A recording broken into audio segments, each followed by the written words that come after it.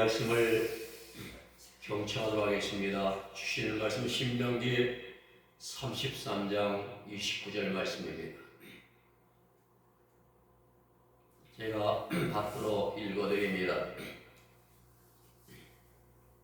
사람이로다 여호와의 구원을 너같이 얻은 백성이 누구냐? 그는 너를 돕는 방패시요 내 영광의 칼이로다. 내 대적이 내게 복종하리니 내가 그들의 높은 곳을 밟으리로다. 아멘. 지구상의 삶을 살아가는 사람들 모두는 사는 지역이 다릅니다. 5대양 6대주 또 피부 색깔이 다릅니다. 지식이 다르고 삶의 질이 차이가 나도 마음의 소원은 한결같이 다 똑같습니다. 세상 모든 사람들의 소원은 자신이 행복해지기를 원하는 것입니다. 그런데 방법론에서는 많은 차이가 납니다. 우리나라는 암기식 위주의 공부 방식을 선호합니다. 프랑스는 주제를 놓고 그 주제에 대해서 토론을 하면서 이럴 땐 내가 어떻게 표현해야 하는가를 가르친다고 합니다. 유태인들은 밥상머리 교육입니다. 저녁 시간에 온 가족이 한자리에 모여서 식사하면서 그날 있었던 모든 일들을 주제로 대화를 이루어갑니다. 특히 유대인들은 모든 문제를 단모한 내우는 것이 아니라 먼저 왜라는 질문을 합니다. 그러니까 문제 제기를 먼저 하도록 한다는 거예요. 왜 이런 일이 발생했는가? 왜 내가 이 일을 해야 하는가? 왜 내가 이 문제를 가지고 고민해야 하는가? 항상 먼저 왜라는 그러한 질문을 하도록 합니다. 미국, 인도, 영국, 중국, 일본, 우리나라도 문화가 다 다르고 언어가 다르고 생활 습관이 다르지만은 공부하는 목적이나 마음의 소원은 똑같습니다.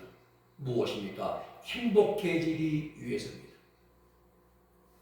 행복해지기 위해서. 행복이 뭡니까? 영어로 해피니스.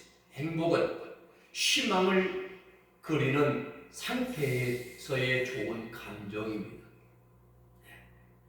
행복은 남녀노소 빈부 차이가 없습니다. 전 세계 모든 사람들 다 동일합니다. 그 누구도 자신이 병들고 고통당하고 아니면 불구가 되고 불행해지기를 원하지 않습니다. 여러분의 행복의 사전적 의미는 흐뭇하도록 만족해서 부족이나 불만이 없는 상태가 이제 행복이라고 말합니다. 그러나 또 행복을 우리는 이렇게 정의할 수도 있을 것입니다. 아름다운 내일이 반드시 올 것이라고 믿는 믿음과 소망과 소망. 또 하루하루를 기쁘게 살아가는 그러한 삶, 항상 기뻐하라. 또 감사하면서 사는 삶, 범사에 감사하라. 기뻐하고 그 믿음을 가지고 또 감사하는 삶이 진정한 행복이라고 생각합니다. 성경에는 직접적으로 행복이라고 언급한 구절은 단 3군데 나옵니다. 이스라엘이여 너는 행복자로다. 여호와의 구원을 너같이 얻은 자가 얻은 백성이 누구뇨? 신명기 33장 29절 말씀. 내가 오늘 내 행복을 위하여 내 명령과 규례를 지킬 것이 아니냐? 신명기 10장 13절 말씀. 그리고 그런즉 이 행복이 할례자에게도뇨 무할례에게도뇨 또 와서 4장 9절 말씀. 이 3군데 나옵니다. 구약에서 신명기 13절의 행복은 토부입니다. 근데 신명기 33장 29절의 행복은 아세르예요. 히브리어 토부와 아세르는 같은 의미입니다. 하나님께로부터 받은 복, 이게 행복이에요. 이것이 진정한 행복입니다. 하나님께로부터 받은 복. 신약성경에서 로마 4장 9절의 행복은 헬라어로 마카리오스. 이는 하나님으로부터 오는 복을 의미합니다. 그러므로 행복한 사람 하면은 하나님께로부터 받은 복이 많은 사람, 이렇게 정의하면 됩니다. 네. 세상에서는 많은 걸 쥐어야 행복하다고 그래요. 명예를 얻고 권력을 잡고 뭐 물질을 많이 가지고 소유를 많이 가지고 그래야 행복하다는데 서울은 그렇게 말씀하지 않습니까? 하나님께로부터 받은 복이 많은 사람, 다른 말로 하면 하나님께로부터 받은 은혜가 많은 사람. 우리는 이 시대를 살아가면서 행복한 사람이 누구인가? 어떤 사람이 진정으로 행복한 자인가를 생각하면서 오늘 본문의 말씀을 누가 행복한 자인가 사람인가 라고 정했습니다. 첫째는 마음이 정직한 사람이 행복한 사람입니다. 우리가 삶을 정의하는 데 있어서 필요한 것들이 수없이 많습니다. 가장 필요한 건 물질이잖아요. 돈이셔야죠. 또 나이가 들면서 가장 중요하게 여기는 건 뭡니까? 건강이잖아요. 건강 행복입니다. 집도 필요하고 직장도 필요하고 일도 필요합니다. 지혜와 능력과 인생의 경험도 필요합니다. 그런데 가장 중요한 것은 이런 외적인 것들이 있지 않습니다. 가장 중요한 것은 삶을 살아가는 내 마음 안에 있습니다. 사람이 성공적인 삶을 살아가기 위한 요인 가운데 93%가 그 사람의 삶의 자세에 달려있다고 하는 연구가 나와 있습니다. 그렇습니다. 그만큼 마음의 자세가 중요합니다. 물론 환경도 중요하고 배경도 중요하고 인맥도 노력도 다 중요하고 필요합니다. 그러나 이런 것들보다 더 중요한 것은 내가 세상을 어떻게 살아가느냐, 인생을 살아가는 내 마음과 내 삶의 자세에 달려 있습니다. 인생을 우리가 성공적으로 살아가기 위해서는 우리는 바른 마음의 자세를 가져야 됩니다. 성실과 신실된 삶의 바른 자세를 가져야 됩니다. 세상이 아무리 약하고 거짓이 판을 친다 할지라도 우리 그리스도인들은 신실되게 살아가야 됩니다. 하나님의 복은 정직한 자에게 임하는 줄로 믿으시기를 바랍니다. 또 매사를 긍정적으로 살아가야 돼요. 우리는 세상에서는 다 불가능하다고 할지라도 우리 하나님의 백성들은 가능하다고 믿어야 됩니다. 하나님의 능력과 권능의 큰 역사는 다 불가능하는 데서 가능케 하시는 역사였습니다. 홍해 앞에 설 때에 다 불가능하고 왔습니다. 하나님 백성들이 두려움에 떨 때에 모세는 불가능을 가리게 하는 하나님을 믿었던 것입니다. 요단강을 보호할 때, 건너갈 때에 여호수아는 물이 흘러내리는 그 강물 속에 믿음으로 발을 내디뎠던 것입니다. 여리고성이 한 번도 마찬가지입니다. 하나님 믿는 긍정적인 믿음을 가지고 성을 놓을 때에 강력한 그 견고한 성이 무너지는 역사가 나타났습니다. 각종 질병도 마찬가지입니다. 하나님의 능력을 믿는 긍정의 믿음을 가지고 간구할 때에 귀신이 쫓겨나가고 질병이나 고침받지 않습니까? 병 가면 복잡해요. 뭐 초음파해라, 또 뭐 CT 찍어라, 또 뭐 피검사해라, 별거 다 검사합니다. 그도 못 고쳐요. 하나님께 믿음을 가지고 기도하면은 귀신 쫓겨나. 영적인 문제 하나님이 치유하시고 육적인 문제도 하나님이 치유하십니다. 그렇습니다. 매사를 부정적으로 보고 불평불만을 하는 어둡게 보는 사람에게는 하나님의 역사, 능력은 나타나지 않습니다.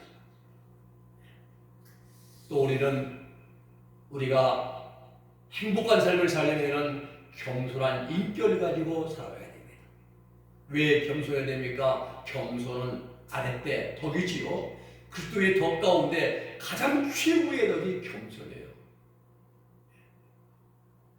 어떤 사람이 어스틴에게 물었다고 하죠. 이 세상에 가장 필요한 것이 무엇입니까? 예, 겸손입니다. 두 번째는 무엇입니까? 예, 그것도 겸손입니다. 세 번째는 무엇입니까? 예, 그것도 역시 겸손입니다. 라고 말하는 겸손. 예.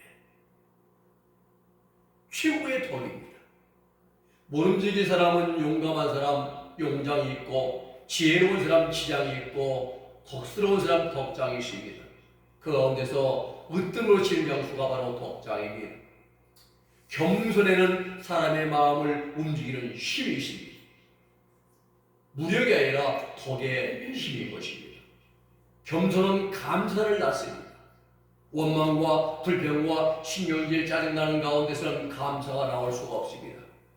감사는 하나님의 은혜를 알고 체험한 겸손한 사람만이 할 수 있는 덕목이 감사합니다. 그렇습니다. 하나님의 복은 겸손한 사람에게 내려옵니다. 그리고 우리는 또 우리가 성공의 인정적인 인생을 살려면 믿음을 가지고 살아가야 됩니다. 믿음은 성도의 신앙을 가늠해 볼 수 있는 그러한 신앙의 레벨 게이지입니다.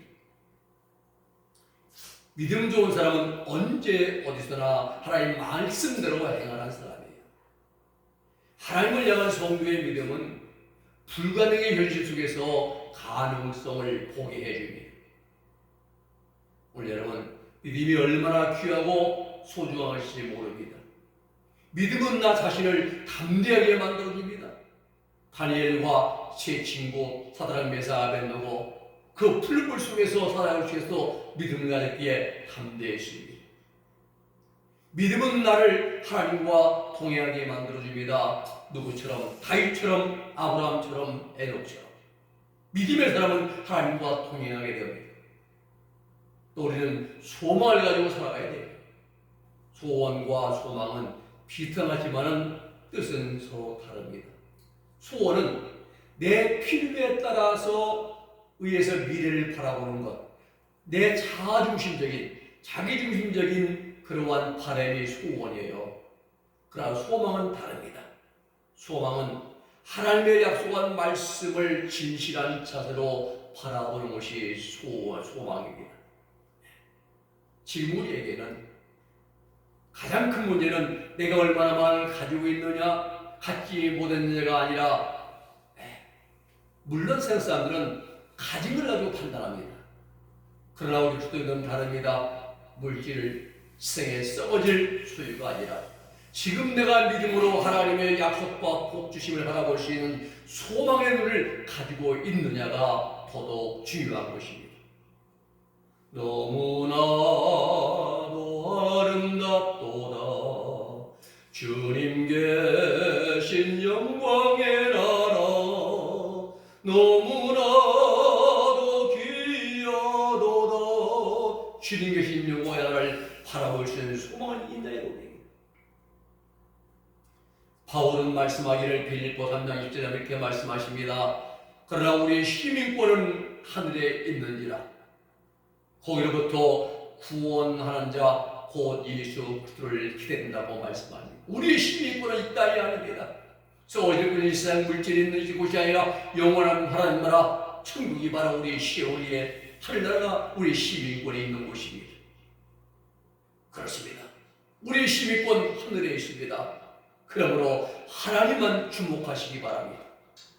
주력기 로마상 21절에 말씀합니다.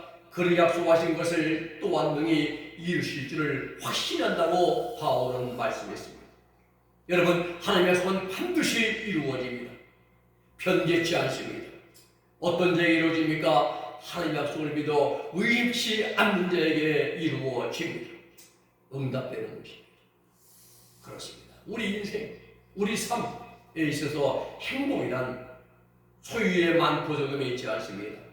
하나님의 약속을 믿어 의심치 않는 자에게 하나님의 행복은 찾아오는 것입니다. 삶을 살아가는 자세가 달려있죠. 두 번째는 누가 행복한 자입니까?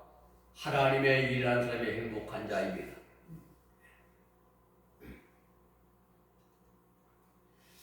제가 새벽 기도 5시에 하고 또 4시 반부터 6시 반까지 기도하고 그리고 이제 좀 운동을 나누었습니다. 그러면 올림픽공원에 가면은 건강지도, 기체조라는 것이 한 4군데 있는데 7시 반쯤 되면은 막 웃어요. 사람들이 억지 웃음이죠. 억지 웃음.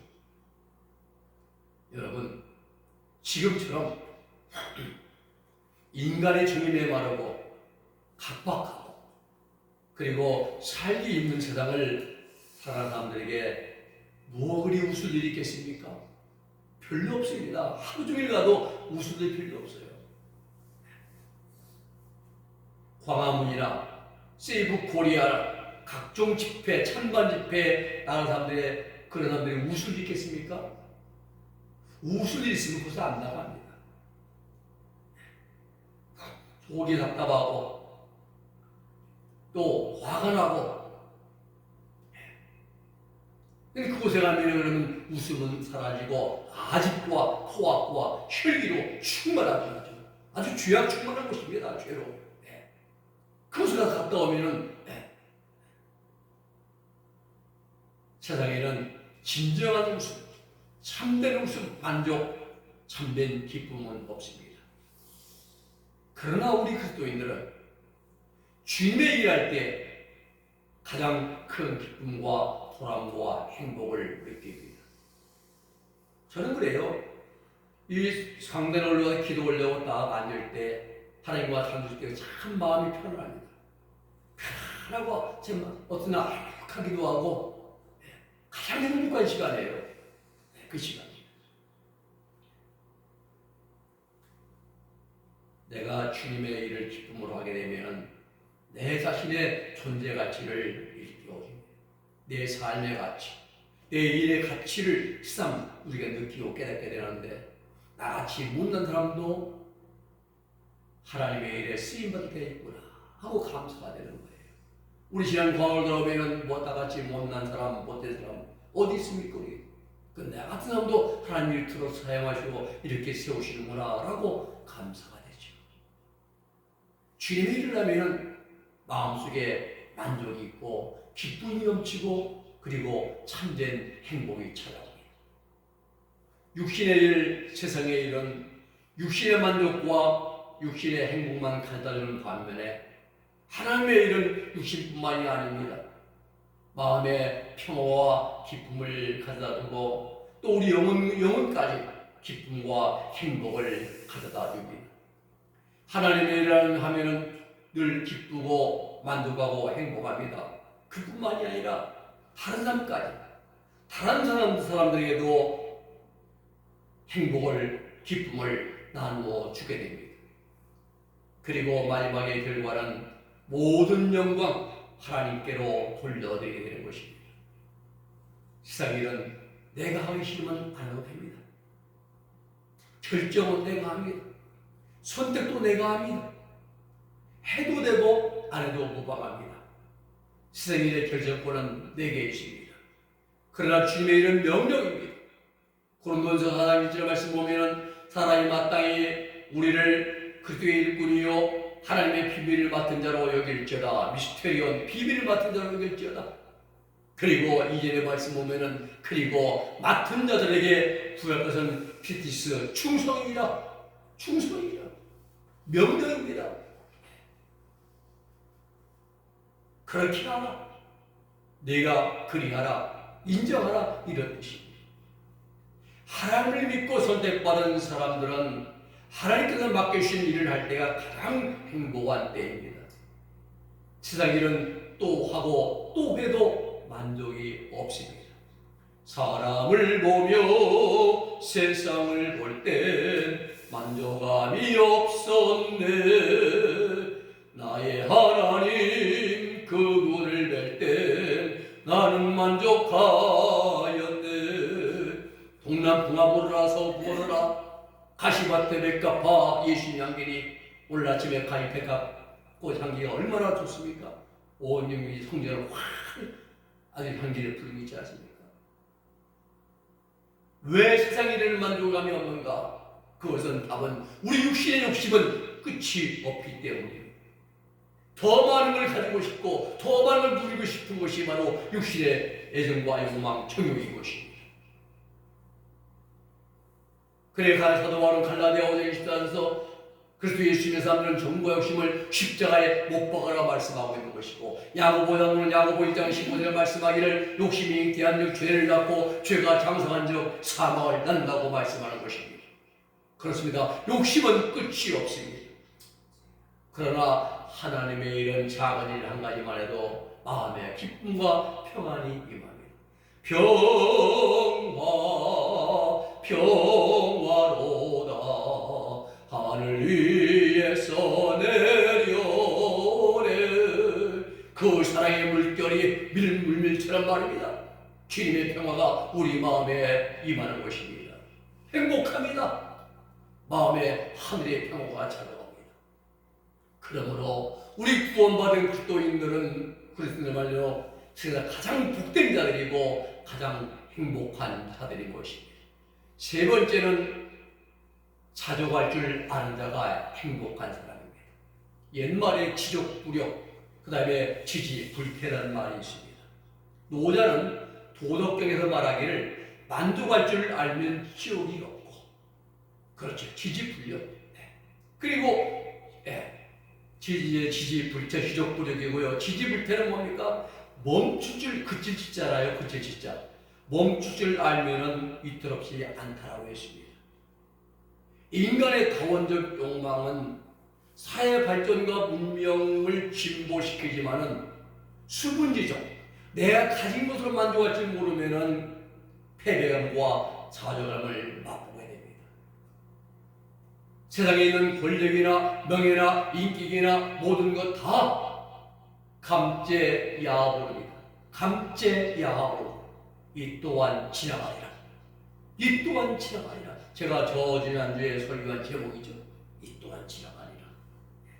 자, 여러분, 권력 지나갑니다. 영원하지 않습니다. 인기, 명예 다 지나갑니다. 한때입니다. 행복은, 우리는 행복을 물질이나 외부에서 세상 권세나 어떤 그런 데서 찾으려고 하면 연목고예요.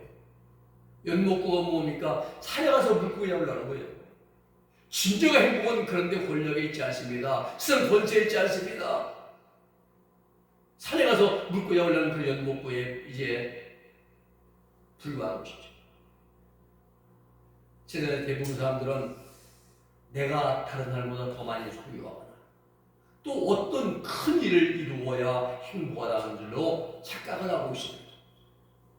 지금 내게 있는 것도 넉넉한데 다른 사람이 나보다 더 많이 가지고 있으면, 더 좋은 걸 가지고 있으면 은근히 난 초라해지고 나는 부족하다고 느껴집니다. 움츠러들잖아요. 무엇입니까? 비교의식 때문에 비교의식. 여러분, 한낮에 태양빛이 밝게 비추는데도 내가 눈을 감아버리면 어둠입니다. 깜깜한 암흑입니다.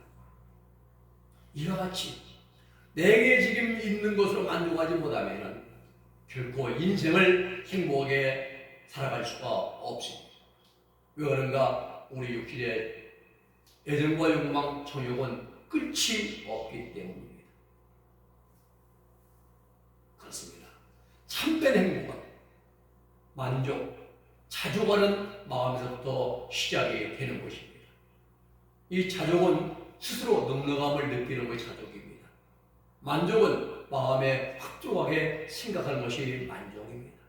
사도바울은 말씀합니다. 디모데 1장 9절에 말씀하시기를 우리가 먹을 것 구하 그리고 입을 것 구하 입을 것이 있은즉 족한 줄로 알지니라.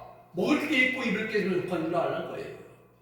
빌립보서 11절 12절에 말씀하시기를 내가 공평으로 말하는 것이 아니라 어떠한 형태든지 나는 자족하기를 배웠노니 나는 빛에 처할 줄도 알고 풍부에 처할 줄도 알고 모든 일 곧 배부름과 배고픔과 풍부와 궁핍에도 처할 줄 아는 일체의 비결을 배우느라. 어디에서? 주 안에서, 예수 그리스도 안에서.